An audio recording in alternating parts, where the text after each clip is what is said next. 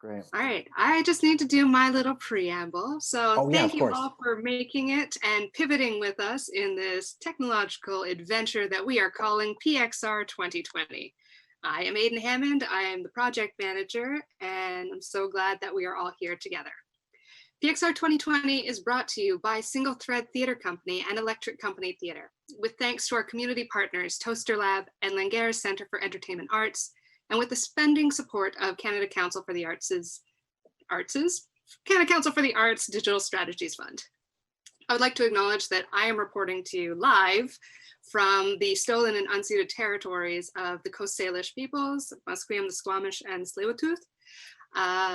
And I see that we're coming in from all over, so I want you on this Thanksgiving weekend to respect where you are and how privileged we are to be here sharing this moment with the technology we have here today. Please, Darren, you know more about this than I do. I am so excited to hear what you have to bring to us. Okay, cool. Thanks a lot. So I'm going to share a screen and get this rolling.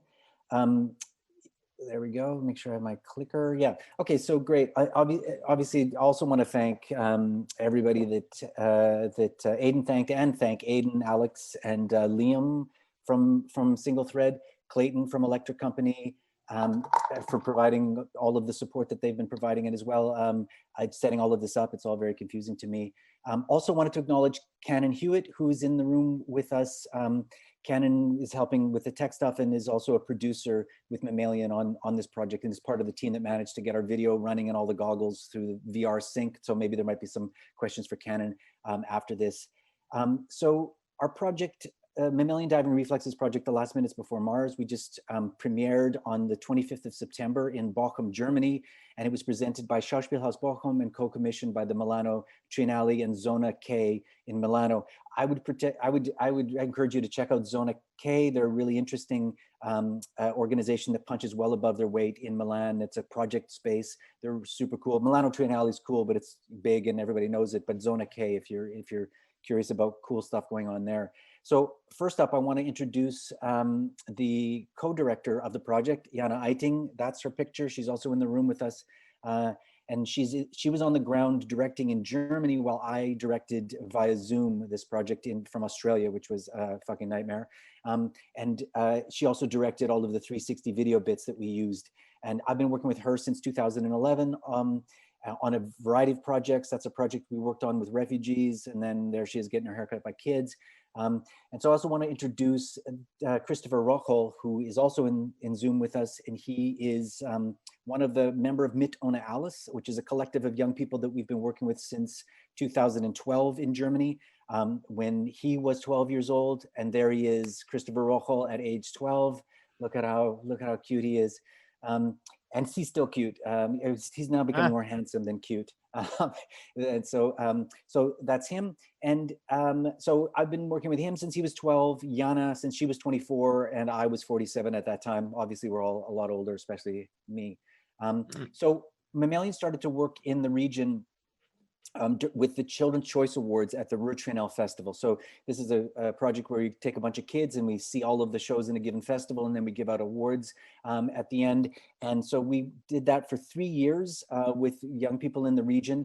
And then since that time, we've worked with the same group of young people basically from the first year. We worked with them. Of course, it's winnowed down, but we've worked with those guys since that time. We've done a project, at least one project a year over the course of the last bunch of years. In 2014, we posed to them the question of what they wanted to do next. And that was just when the situation with the refugees coming to Europe was starting to heat up. And they all said, they framed it in terms of working with marginalized people. That was kind of the language that they were using at that time. I'm just going to expand that. They were using that sort of language, and then we evolved that and continued to discuss what that might look like. And then we decided to work with youth who were new to the country, particularly interested in finding a population who was where there were representatives from the refugee crisis that was happening then. Particularly, it was with Syria at the time, but there were people coming from all over the place. So we created this project called Millionen, Millionen, Millionen. That title comes from the Schiller quote from the anthem of Europe, which is Ode to Joy, and the quote is Seid umschlungen Millionen, which means be embraced, you millions. And so the leitmotif or the theme of the festival was Seid umschlungen, and Millionen, I'm just going to admit somebody in here. Okay, Millionen was the second line, be embraced, you millions. So this show was really the theme of the festival was Seid umschlungen, and or the tagline, and we named our actual show Millionen, as in millions, millions, millions of the people to be embraced. And so what we did for the project is we took a bunch of German-born teens and about 40, and there was about maybe 20 of those, and then 20 teens from who had come to the region fairly recently, refugees, immigrants to the region very recently, and we took them all camping. And we did what you do in camping. We played games, we made crowns for our hair, we climbed in trees, we climbed on piles of dirt, we pet horses, we played chess, we went canoeing. And then what we did was we created a show that basically reported on what happened over the course of these camping trips. We went on 3 camping trips over the course of 3 weekends. And if you take 40 teens from Germany, Syria, Albania, Gambia, and Poland, among other places, if you take all those guys camping, trust me, lots of shit happens. So we just basically reported on this is what happens when you take these 2 groups together, and we all, this is what happens. And so at that point, Mit ohne alles, the collective that was originally mostly German-born young people that we've been working with, expanded to include a bunch of these other guys. 2 of these other guys are in this project, and that I'm introducing now. And so sorry, here's some more from Millionen. We had iPads where we looked at all the photographs. You can see the photographs there, and the young people are controlling them through iPads. And we talked about what we did there. The disco ball is representing the fire that we used to go around, and we roasted marshmallows on a disco ball. And here you can see that's Pascal in the middle, and he's been with Mit ohne alles since the beginning, and that's Robert on the right, and they're both in the Mars project, and they're now, you can see here, I love these 2 pictures. They're older, they're now 8 years older than they were then, and they look like they've lived, they've had some times that they've lived through, and they have, but these are stills from the 360 video, so they're acting there too, just FYI. So The Last Minutes Before Mars is a mixed reality project that combines live performance with 360 video. First, I'm going to take you through the show as the audience experiences it, and then I'm going to go through a bit of the development process and the making of. I'll share some stills from the 360 video, but you can watch them themselves in their 360 form through the YouTube links that I've got in the Discord. So if you want to check that out, or if you don't have access to that, just let me know and I can share the YouTube link so that you can see them in their 360. Now, at this point, I'll just describe the show from the audience perspective so you can have a sense of the experience. And I've got some photos of it. I've also got some drawings by the Montreal's Sorsha Gibson, who's the designer on the project. And just the show is conceived to accommodate as many audience members as the budget will allow for VR goggles. However, with the premiere, we only could fit 12 people in this due to COVID. So we had 8 performers and 12 audience members, which was obviously ridiculous, but that's what, I mean, we're lucky to get that happening at all. So you can see there, when the audience enters, you sit on either side of what appears to be a cube in the center of the room. There are a few people in the cube seen through the translucent dividers that are keeping you, that are creating the cube. And there's 3 performers walking around the cube. There's beautiful, mysterious music playing. There's fog in the air. And basically the performers first guide you through putting the goggles on, and you test them with an image of the room, and that you're in. So when you first put on the goggles, you're in the same room, but it's empty. There's no set, there's no lights, there's nothing. And you spin around and you look, you're guided so that you can, start to feel what it's like to operate the goggles. Then they basically take you through some meditations and visualizations, asking you to imagine your own bathroom. That's where it sort of ends up, is that you're asked to imagine your own bathroom and go through, think about what has happened to you in that particular room, and that particular room as a very, very ordinary room, a room that you're in almost every day of your life if you're at home, certainly every day of your life if you're at home, and all of the trials and tribulations that you've had there, all the good times you've had there with warm baths and lovely poops, and then obviously the bad times you've had there when you're, whatever, you're sick or you're stressed out about something, or it's 5 a.m. and you've been up all night doing cocaine and you're thinking you fucked up your life so badly by your life choices. But this room is a very special room, and just the fact is that one day, whether you go to Mars or not, you will never see that room again, which starts to introduce some of the themes that are related to I guess Stoicism and Buddhism are two of the places we're drawing some of these ideas, and impermanence. So then they ask you to don the goggles, and whenever you enter the goggles, again, you first see the room that you're in, and this space without the set, and then these series of videos. And the first video you see is these 5 youth who are astronauts. You learn that they're astronauts that have been selected to go to Mars, to colonize Mars in the face of an existential threat of a speeding meteor that's coming to Earth, which may or may not be fake news. And you hear them receive their last assignment. So 48 hours before liftoff, they're asked to create a 360 archive of their most beautiful but ordinary places on Earth. And over the course of the show, the audience is in and out of the goggles as they spend time with these guys over their last minutes on Earth in some of their favorite spots. Their homes. There's Chris at his favorite comic store. There's Robert with his brother in a park that they hang out in. There's Lynn hanging out with her family. I think Lynn may be in the room in Zoom right now. If you are, hi. And there's Lynn, her grandmother's to the left there in the family. There's Iska with her sister. And we encourage them at times to actually acknowledge the camera, because the fictional conceit is that they're creating this for themselves to look at when they're on Mars, and they're feeling lonely. They can look back and relive it. So it's their POV. The video is the POV of the astronaut in the future. And so just some technical stuff. Time spent in the goggles is roughly 6 minutes per session in the goggles, for a total of 30 minutes of 360 video. So 5 sessions in the goggles with a couple sessions that are a little bit shorter. And then there's 40 minutes of live performance. So that's about a 70-minute experience. Some of the 360 sequences are just with the sound that was recorded during the shoot. Some are accompanied by a live voiceover provided by the performers. And the performers are providing this live voiceover from an area on the set that's that mission control area. So there's the mission control, and that's they're performing it there. And some of the videos are also supported by music, which is also played by the cast using a Roland sampler, and that's Emma using the sampler there, learning how to use it. And that's located in this mission control. There's Lynn with the sampler in front of her. She also played the sampler, or activated it, I guess. So they're performing, the youth are providing, our performers are providing a live scoring by switching between different tracks on a given piece of music, which was composed by a couple friends of mine in Hamburg called Isola. Isola Music is the company.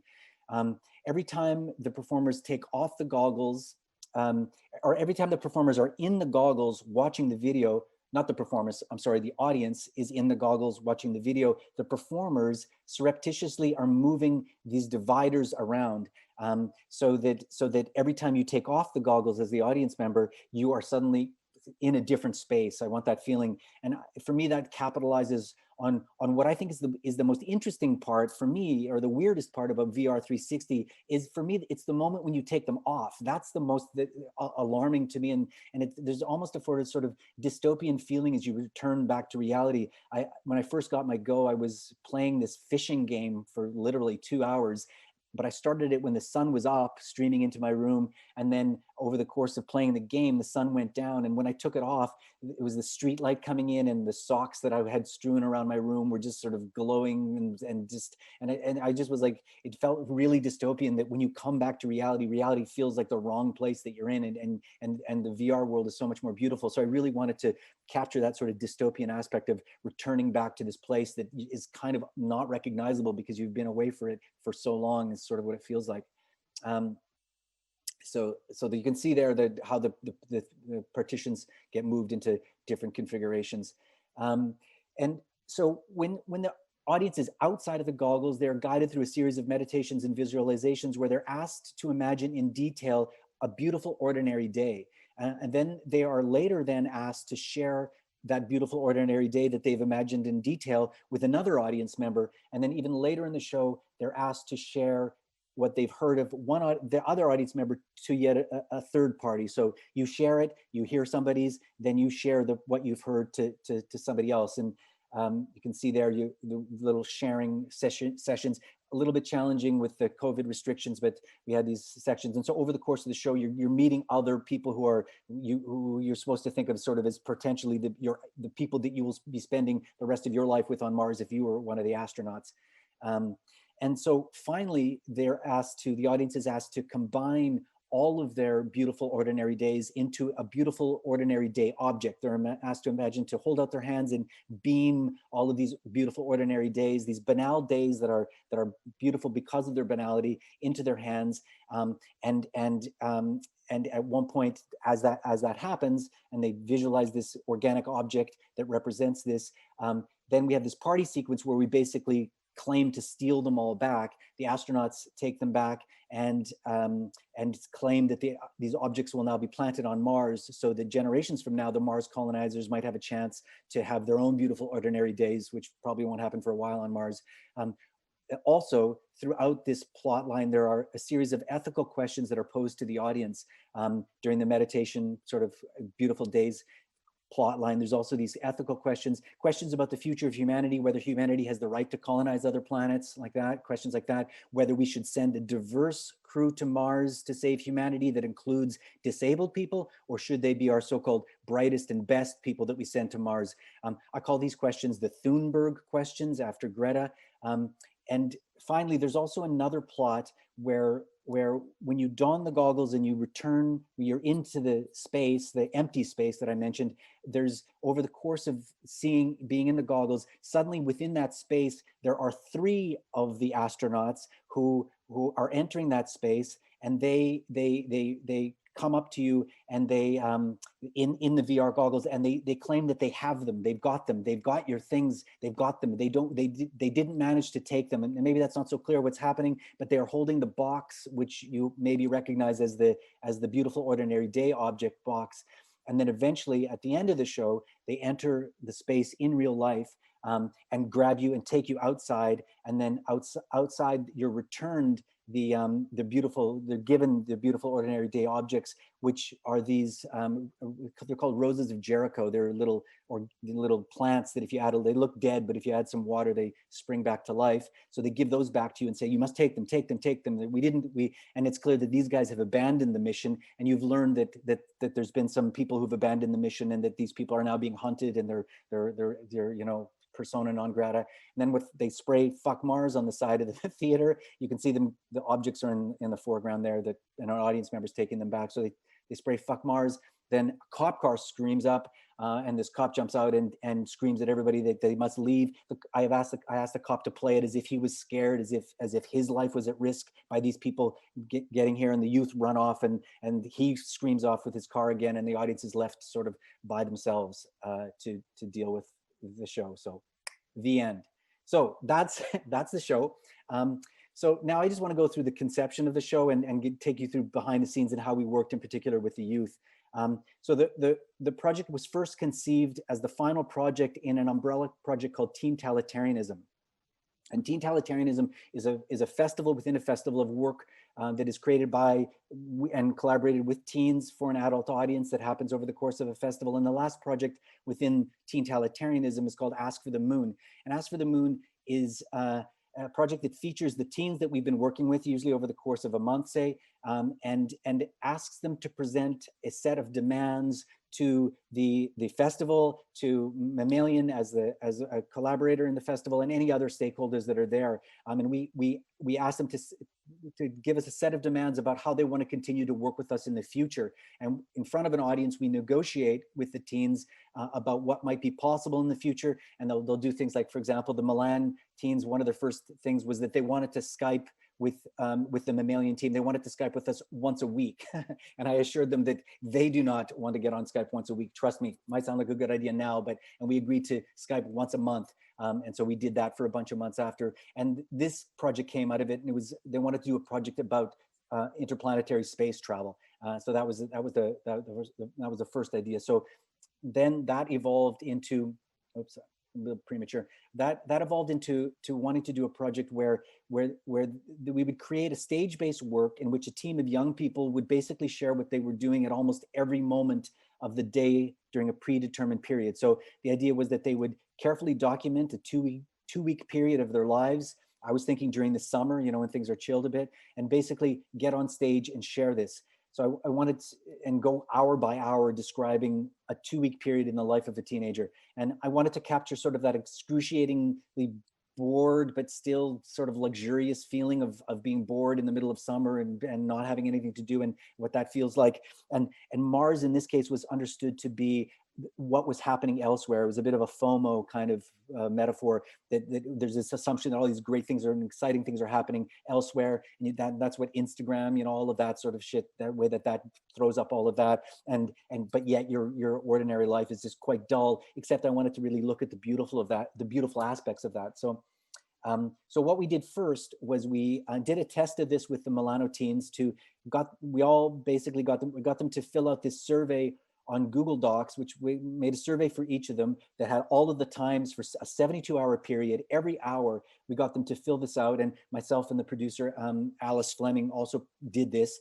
So you can see there, yeah, it's a basic mindfulness survey. Where are you? Describe where you are. What do you hear? What are you doing? Who are you with? How do you feel? What are you annoyed about? What would you change? What are you grateful for? So a little bit of a mindfulness kind of survey. And then you can see at the bottom, there's that's the line that then was developed for the script.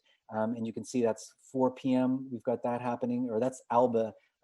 That's what Alba was experiencing.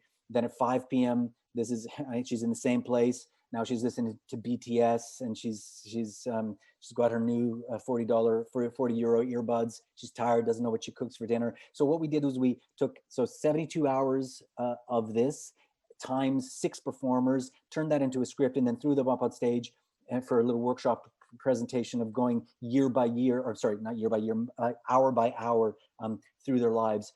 It was interesting. I have to say that it was, and it might appeal to a certain kind of audience that really likes sort of high concept kind of stuff, but ultimately it was kind of boring, I gotta say. So that's when we decided to make the decision to film it. And this idea of the beautiful ordinary day archive started to develop, and we approached Konstantin Bach, who's a filmmaker we work with. He suggests we do it in 360 video. So we prepared that by interviewing all of the youth about their favorite spots. And there's the Duomo in Milano, where that's obviously some filming we did there. So we interviewed them all on WhatsApp, talked to them about the project, their favorite spots, and then we shot that a bunch of footage in Milan in October of 2019 with the Milan youth. We were supposed to keep on developing that, but of course COVID came. Now, our approach to the 360 video was, again, ordinary places, just sort of ordinary places that they would miss on Mars, not fantastic roller coasters or swimming with sharks, which is often what the 360 video is about. We wanted to look at the sort of beautiful ordinary things that you take for granted. And I think the project has become more poignant because of COVID, because we took so much for granted, and that all disappeared in March. We worked in Germany. We worked with Storylab from Dortmund University to create the video. They're a research lab working in these immersive forms.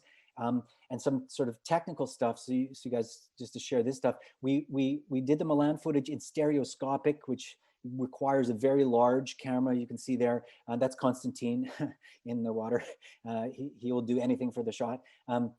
So it's a very large round camera with 6 fisheye lenses, essentially 3 sets of 2 eyes. It produces a 3D image with depth and parallax. So when you move, you know, things look like they move behind it. So there's parallax. And so it's more real, but ultimately in Germany, we decided to go with this GoPro Fusion camera, which has only 2 fisheye lenses, one on either side of the camera. You can see it there. It's quite surreptitious. You don't really see it. It's quite discreet, and you can put it on a bike and stuff like that. There was no depth to this, but there's a 360. Obviously, the 2 big differences for our purposes was that this is not at all intrusive. But more salient, the stereoscopic requires so much data that you have to manage, and so that's wrangling all of that was very, very difficult, and we had a month turnaround to do this. So to do this, to reproduce this is not easy. So we went with that, with the fast turnaround. I see the difference between stereoscopic and monoscopic. Some people actually don't even perceive it or even can't even notice it. Some people find it even the depth to be a little bit disturbing. It could be a bit hard on the eyes. In terms of audio stuff, we used a Zoom H3 VR for the sound atmosphere and had two sets of Sennheiser EW 112P G4 GB band for the nerds out in the house. I don't know what any of those numbers mean, but that's what we used to get the dialogue. In terms of how we chose the shots, we just made the decision for the shots by asking the performers the same question posed to their characters. If you were lonely and isolated on Mars and about to, considering killing yourself or whatever, where on Earth would you like to visit? And what are your happy places and who are your happy people? And this was inspired by this, this is interesting. I think it's a NASA 2016 NASA evidence report, risk of adverse conditions, risk of adverse cognitive or behavioral conditions and psychiatric disorders. And they rate planetary travel. You can see down at the bottom, the planetary travel is rated quite high. And you have what the L up at the top stands for likelihood, and then C is the consequences on operations. What is the risk disposition of that? And likelihood and consequences on long-term health. And 4 in both cases means death. So they and I find this slide also kind of funny here. This is it's just risk management 101, but it's really funny. So exposure to radiation may affect central nervous system, which may affect sleep, which may affect individual performance, which may affect team performance. Yeah, no shit. So it was just a funny NASA report that's stating the obvious, but just the fact that isolation was one of the big things that they're concerned about, and just how we've all been experiencing that. So we had the basic shot list here. You can see the performers on one side, and then the various places. So everybody had to shoot quite an ordinary place. Everybody had to shoot a sort of beautiful place in their life, in nature, something like that. 2 people had to do a scene with family. 3 people had to do scenes with friends. The party sequence was everybody, but 3 people had to appear reluctant, and there was a scene of them sort of bored at the end of the party because they were the people that were leaving and the renegades, and then one of the renegades just sitting at the end, not going to bed while the others went to sleep. And the voiceover texts that we made for the 360, which were performed live, were created by interviewing the performers while on location. So they're on location, and again, a mindfulness exercise where we ask them to what they feel there, what they're thinking there, and what they do there, and it focused on this being in the present and that sort of thing. Here's Chris's text, which I'm going to ask him to read for us, so you get just a whiff of the brilliant Christopher Rochol in his performance. Anytime you're ready, Chris. He would normally do this in German. He's going to do it in English for us. That's so kind of him. Right. Yeah. When I come into the store, I go over to the table with the novelties and look if there's something new for me. Then I go over to the action stuff and fantasy, then briefly past the erotic department and over to the comedy stuff. Then I do another round. Here I bought Comey Can't Communicate. In Comey Can't Communicate has Comey communication problems and cannot speak to strangers. But actually, she's quite popular. Her goal is to get 100 friends. On Mars, you either will click with the people or you won't. If don't, that's it. Your communication problems will be forever there. I'm not sure how I feel about that.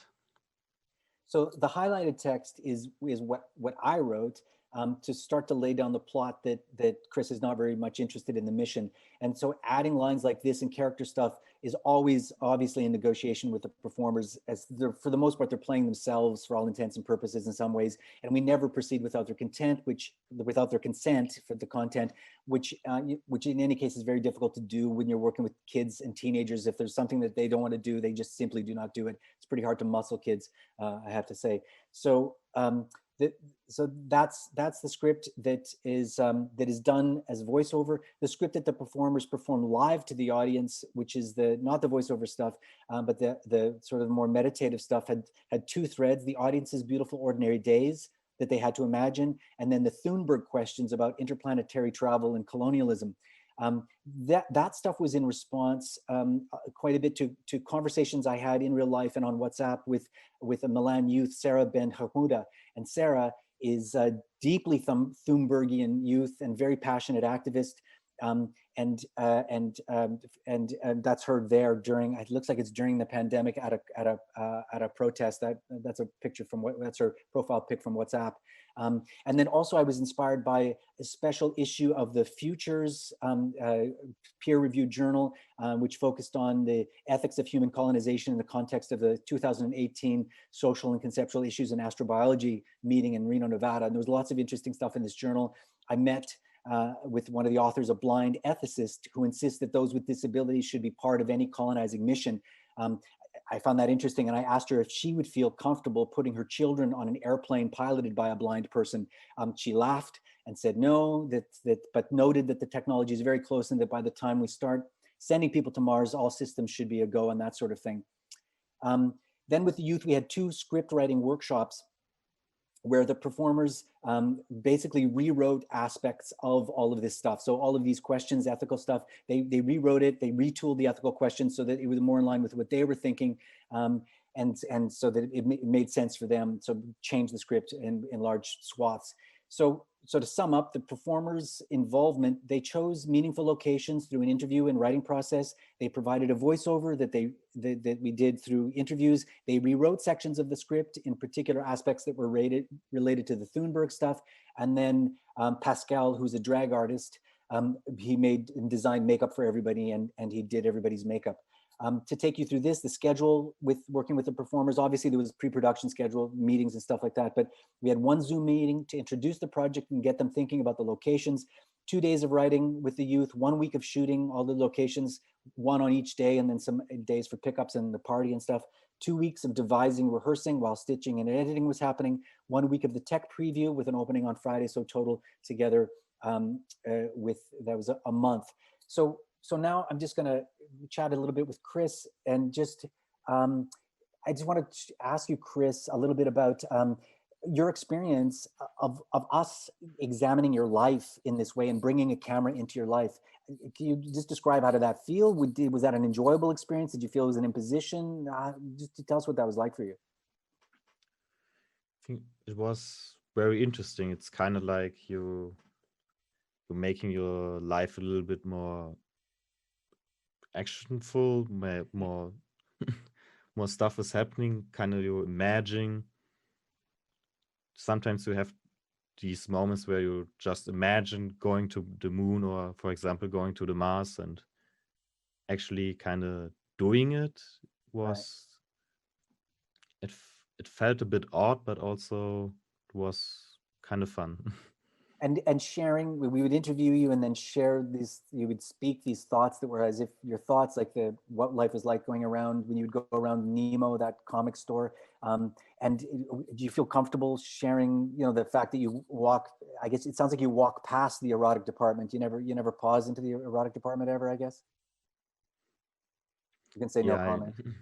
Yeah, I look at it. I know a few things from there. Also, my sister recommended one. Okay, all right. And what was it like having us come to your house and hang out with your family? Because there's a scene where we hang out with your dad that we kept in the project. Was that, did you prep for that at all? I mean, a little bit. You think about how you want to present yourself. Do you want to show the audience how you really are, or do you want to maybe address something so that you don't want to share? So you kind of have to think about what you want to share and what you don't want to share. Did you want to share something in particular? Is there some way that you framed yourself in a way that you highlighted something about yourself? I think I thought about it a lot, like in the process with the places that I choose, but while I filmed it and did it, I didn't really think about it anymore. I just did it. Right. Okay, cool. All right. Thanks. And people can ask questions and stuff like that. So I'm at the end of my presentation and just now leaving some time. If people have any questions and want to chat about this at all, happy to engage with anybody or whatever. We can obviously feel free to leave now, but that's all I have. Also, if Jana's here too, if you have any questions, she directed the 360 video stuff on the ground because I was unable to be there.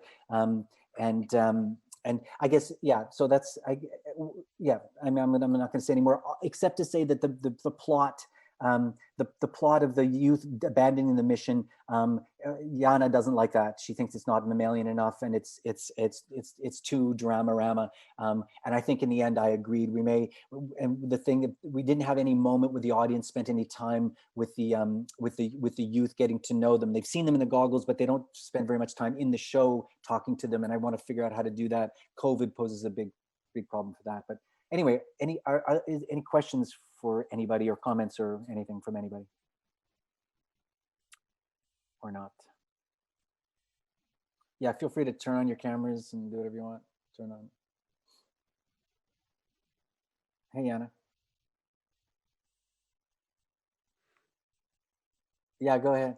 I have a question. Yeah, I'm kind of wondering what was your what was your gateway into this? Like, what made you say, ah, we need to make this, tell this story, and this is how we're going to do it with 360 video. I'm curious to know what that path was like. Sure. So one of the things when you're working with young people, when you're working with anybody who is a non-artist, obviously, you have to create a very solid formal container for their fairly at times loosey-goosey content to work. So here's some scissors, cut some hair, as in haircuts by children. It's very clear what the goals are there. And the more you get towards more sort of dramatic stuff, the more difficult that is to do without working with pros. And one of the things in this work that I've discovered is that obviously one of the forms that is the most formal in some ways is film, right? So you can interview, or you can do a bunch of work with young people,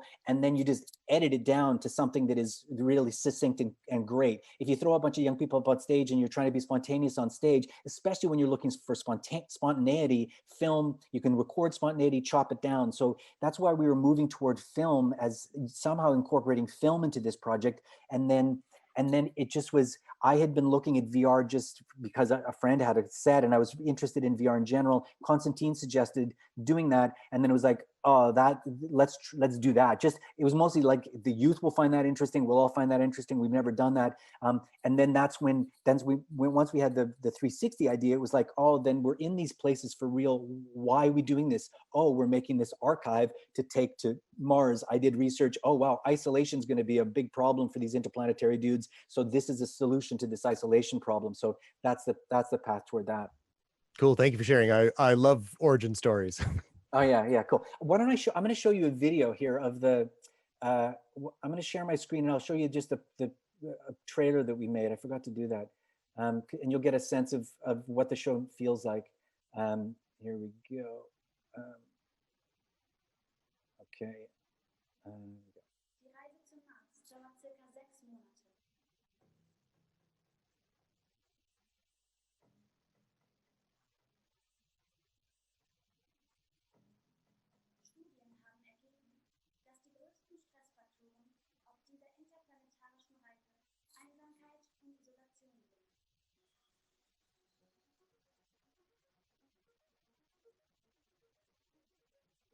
Ihr werdet eure wunderschönen normalen Tage dazu nutzen, sich an ihre Schönheit zu erinnern und diese auf dem Mars zu verbreiten.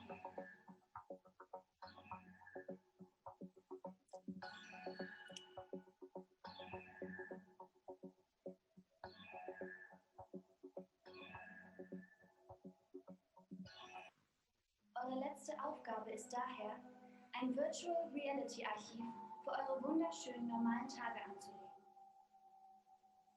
So könnt ihr euch euer Erdenleben zu jedem Zeitpunkt in Erinnerung rufen. Wir sehen uns in 48 Stunden. Yeah, I mean, I think the trailer is more interesting. The show needs some work. Mostly in terms of that plot that feels a bit like an imposition. Jana, do you want to say anything about it? And that plot. Jana saw the show. I never saw the show. So what do you think worked and what do you think didn't work? We've yet to debrief. We're going to debrief this week. But Jet, what are you saying? Hi, everyone. And I mean, there are many things that really work well. I think the meditation part, and also when the audience talks to each other about their beautiful ordinary days, that works really well. Also watching the videos, spinning on your little chair, and all of that works really well. And then at some point we're trying to, and you already said that I don't like the bit where we're trying to add a bit of a fiction story where the astronauts are having a big party before they leave, and then the renegades don't go on the mission, but they stay here on planet Earth, and there's a police cop. Like all of that happens like in the last 15 minutes. So that yeah, just confuses a lot of people. But yeah. Yeah, I think when we go going forward, for me, it's going to be really about how the young people who are astronauts, we've spent the whole hour watching them and getting to know them, but I do still want to keep them away from the audience a little bit, and then have a moment where they come together and basically wish them well and thank them and send them on their way, kind of thing, and maybe talk to them a bit. I mean, COVID poses so many problems with that kind of thing. Just I wanted some hugging to happen, you know, when you're saying goodbye to these kids, and but so there was all of these problems that COVID presented, but that's where I'm hoping to go from it, and figuring out how to have a conversation between them that's spontaneous. We considered having like almost like a press conference was one idea, but if the audience started to ask them, well, so how do you know, what food are you going to eat on Mars? Then the youth are going to have to improvise in a way, or the performers are going to have to improvise in a way that's going to be, you never know what kind of thing, and it's going to be hard to control that. So we have to come up with a way for there to be an interaction at that point, but that an interaction that has some formal constraints on it, so that the audience knows what they're supposed to do, the performers know what they're supposed to do, but yet we can honestly get together and get to know each other in that final goodbye moment, is what I think where we're going with it, or why I feel like going at this point. Yeah. So we're heading toward almost like a few minutes before we got maybe time for one question, if anybody's got anything that they want to ask. Yeah, go ahead. A. Spencer. Yeah, hey. I'm just curious if you could share, if you have a ballpark figure of what the budget was for the whole kind of like everything from the consultation, like youth programming, and then the final. Yana, yeah, great question. Yana, what do you think?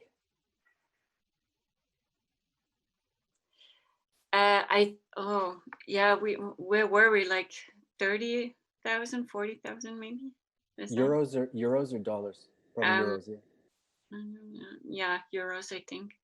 It was a little bit less, but due to some projects that got canceled due to Corona, we had some money that we could shift to this project. But in the end, we thought the VR goggles would be the most expensive part, but we were able to rent them for half a year, and that was a pretty good deal. So it was less than expected. I mean, I could, if you want, I could get an exact, or is that close enough? I guess as a figure. I mean, I could find it out for sure. Is that good? Yeah, I could probably also look it up now. Oh, actually, I'd be curious if you were able to share that. Yeah, sure. We can. I'll put that in the Discord or whatever. Are you in the Discord? Yeah. Thanks, Darren. And there was obviously there's money that was going into like the idea. The way we work is we develop a project that is considered to be a model that we will then tour. So the first, there's a big investment off the top where we're, all the time we spent in Milan, and we'll go back, and as we figure out exactly how do we do this thing, then we try it once, and then eventually it gets, like with our other projects, like All the Sex I've Ever Had now is in a really great spot where it's a model that multiple people can direct, and we just go and we have a schedule. We know what we do every minute of the day. This is not yet in that state. Eventually it'll get into that state. So we're still working that out. So that involves a larger investment off the top. Yeah. And we paid every performer, and we had to translate. So there were a couple of costs, that might differ in the future. Howard has a question about when do we decide on the performance space.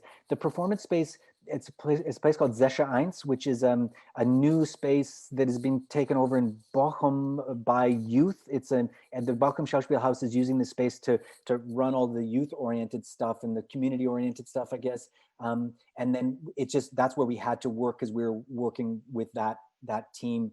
And so that's, I mean, it can be anywhere. I mean, it's just an empty room. I mean, black box without risers is what. But it looks like we're at time here. So thanks everybody for coming. And for questions, feel free to ask me on Discord or get a hold of me wherever you want. I appreciate the opportunity. Thanks, Aidan, for letting us do all of this. And thanks, Chris and Yana. That was so great. Big up. Yeah, cool. So cheers everyone for coming out here. Obviously we have one last session going on. If you're interested in hearing conversation about spatial design in XR, you're gonna head over to presentation room B. If you're interested in the other conversation that's happening, cultivating audiences, you're gonna head over to presentation room A. Thanks so much. We hope to see you back in VR. Otherwise, enjoy your day. Again, thank you so much, Team Million. Thanks. From wherever you are in the world. Thanks. Thank you. All right. Cheers. Take care. Bye.